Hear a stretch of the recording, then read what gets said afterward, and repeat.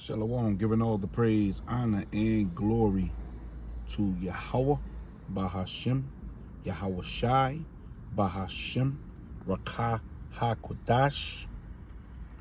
Double honor to the elders of Great Millstone who taught me this truth. Shalom, Labakarium, Shah, Yasha'Allah. This is Genesis 1, verse 14. Yahweh said, "Let there be light in the firmament of the heaven, to divide the day from the night, and let them be for signs and for seasons and for days and for years. And let them be for lights in the firmament of heaven, to give light upon the earth." And it was so. And Yahweh made two great lights, the greater light to rule the day, which is the sun, and the lesser light to rule the night, which is the moon. And he made the stars also.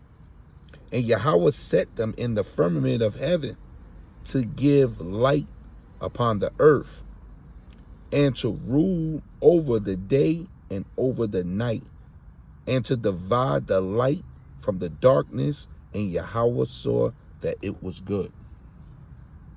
Most of us, the sun is a steady, never-changing source of heat and light. But to scientists, it's a dynamic star, constantly in flux, sending energy out into space. Right now, experts say it's in its most active period in 2 decades. For us Earthlings, the signs of that are likely to be more vivid northern lights or auroras visible over a wider area than usual, and perhaps disruptions to radio and satellite communications. The person in charge of coordinating the government's response to these potential disruptions is Bill Murtaugh. He's program coordinator for NOAA's Space Weather Prediction Center. So, Bill, help us understand this. Peak activity for the solar cycle. Help us break that down. Activity, what's going on? What's the activity? So the sun it's like the earth in one way. It's a big magnet. It's got a north pole and a south pole, a negative and a positive polarity.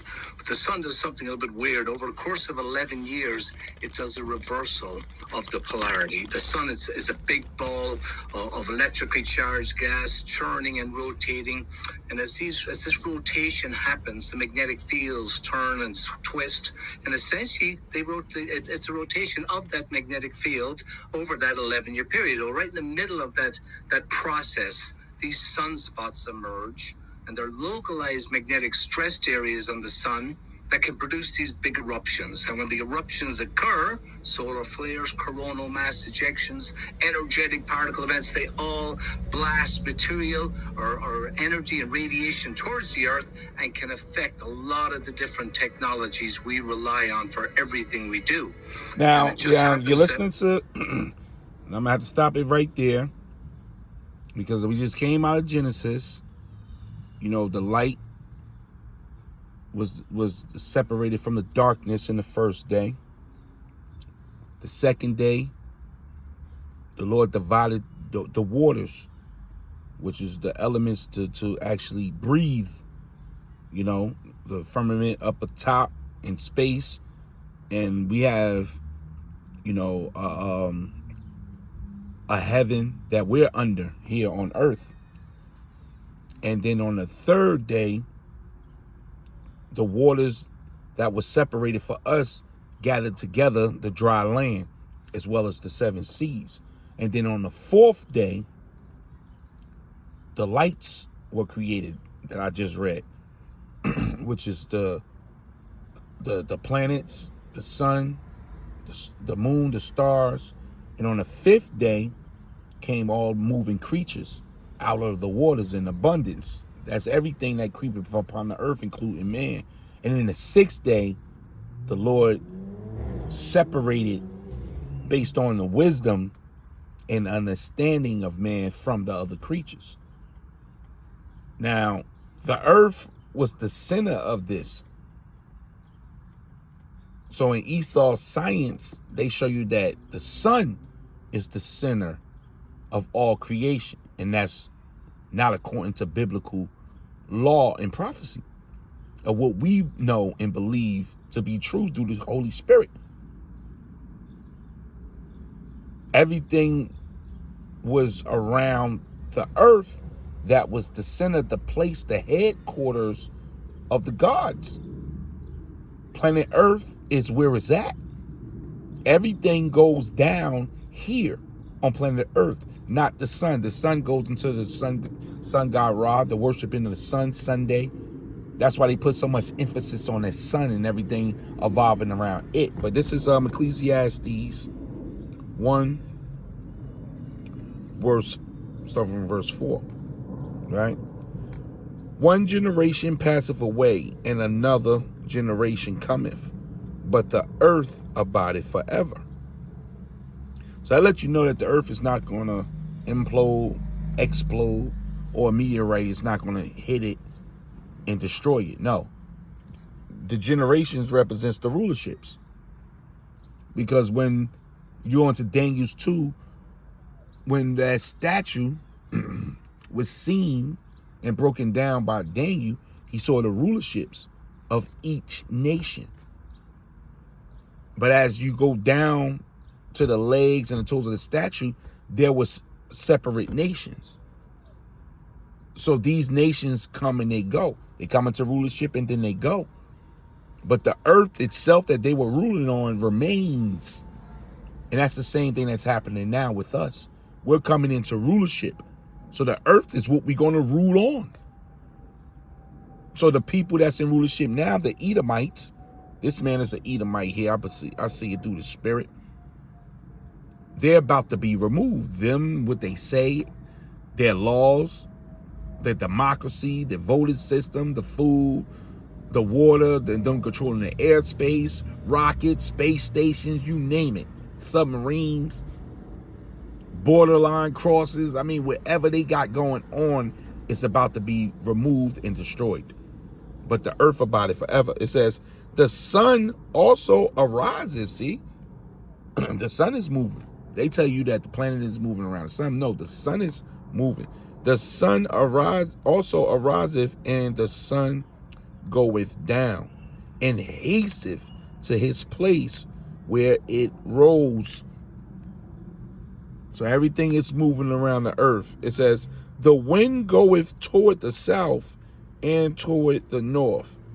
It whirleth about continually, and the wind runneth again around his circuits. So everything is forming, is moving around the circle of the earth. Okay? We do. And it just happens that right now we're in the very middle of this 11-year reversal process, and we refer to it as solar maximum. So solar maximum being the period of most solar activity when we're seeing the most sunspots. So that's exactly what's been happening over the last couple of years and will happen for the next several years. As in this period of maximum, we see lots of sunspots and lots of eruptions that will be affecting some of our technologies here on Earth, but of course producing that beautiful northern and southern lights as well. Are some of these solar maximums more active than others? Yes, it's kind of like the hurricane season. Like most of us know, some hurricane seasons. Basically, when they break it down to solar maximums, there's a lot of solar flares, man. You know, but these are like tornadoes spinning off the sun, and they directed towards planet Earth.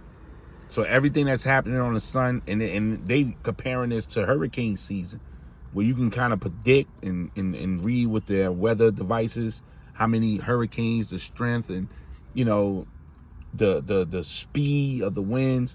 They're doing that with the sun, and they just saying the sun has picked up a new season. But they're not going to put you into the fear that what this means. They just saying this is out of the norm. Many hurricanes, others not so much. You could have less than a handful of hurricanes. Same thing with the sunspot cycle. We've got some very big cycles. We've been measuring these sunspot cycles since 1755. The biggest one was actually solar cycle 19, which peaked in 1953. The last couple of cycles, including this current cycle, quite a bit smaller. So they do range in intensity, and indeed it's 11 years average, but sometimes we see them as quick as like a 9-year cycle. Sometimes it's all the way up to about 14-year cycles. So they do vary, again, kind of like hurricane seasons. How do you measure what's going on? How do you track what's going on? So back in the old days, people sometimes wonder, how did you do this back in 1755? Well, essentially, since Galileo and others invented the telescope, we've been watching the sun, projecting an image of the sun onto a white light board where you can see the sun. 1755. Well, essentially, since Galileo and others invented the telescope, we've been watching the sun. Watching the sun. What's our instructions?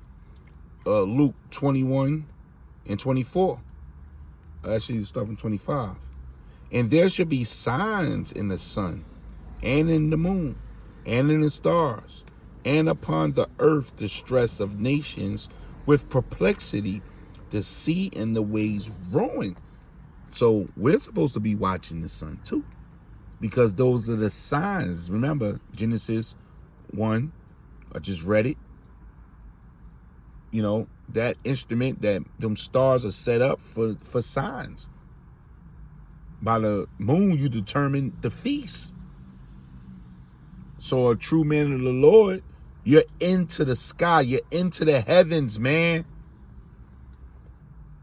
An image of the sun onto a white light board where you can see the sunspots.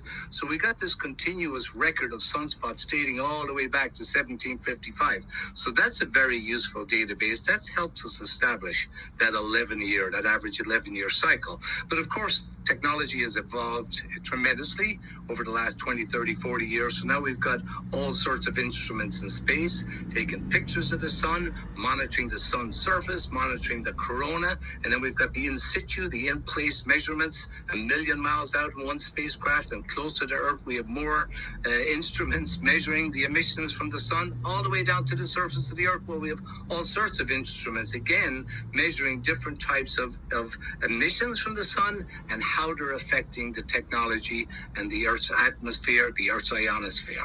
Now then, this is how Esau is coming up with the prediction of the arrival of our Lord. Trust me, these scientists got to report, man. They got to report back to CERN. They got to report back to Britain. They got to report back to the Vatican on what they seeing up there. And they're using other devices along with this, which is called witchcraft. So they looking into the windows, man.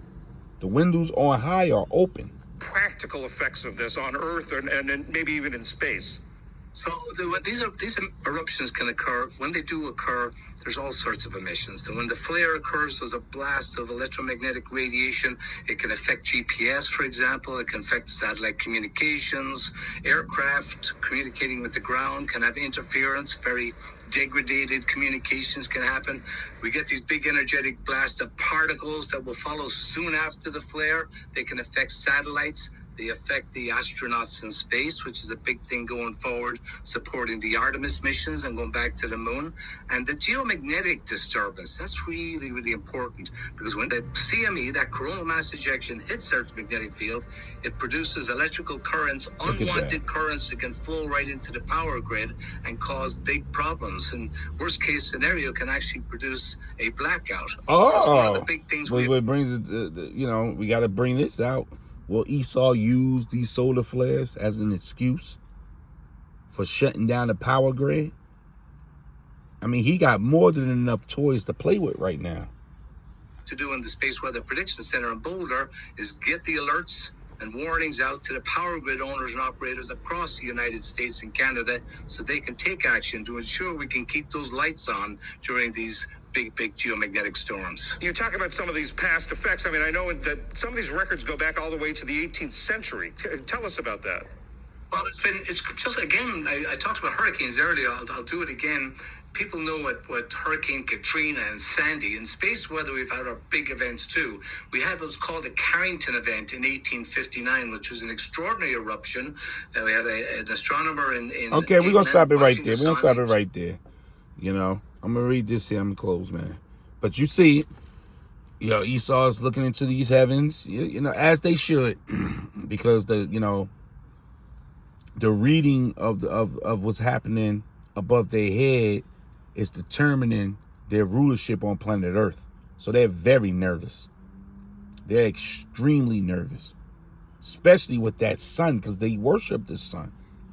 So to see the sun moving like this, and it was a major size corona hole a few months ago in that sun. They said it closed some, But they were saying it was so large you could fit like 27 earths in there, something like that.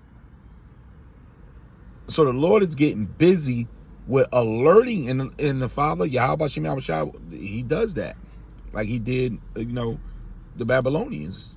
He gave them a warning right before he took them down.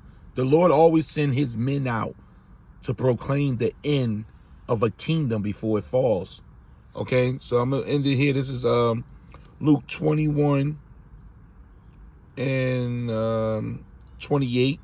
And when these things begin to come to pass, then look up and lift up your heads, for your redemption draweth nigh. So the fall of people that look and operate like this man here end is near. And the rise of the nation of Israel, which consists of you so-called Negroes, Hispanics, and Native Indians, starting with the elect, it's on the rise. Giving all praise, honor, and glory to Yahweh, Bahashem, Yahushai, Bahashem, Rakahakudash. Double honor to the elders of Great Millstone who told me this truth. Shalom, Labakariam, Shah Yasha Allah. Peace to the hopeful elect of the nation of Yasha Allah. Shalom.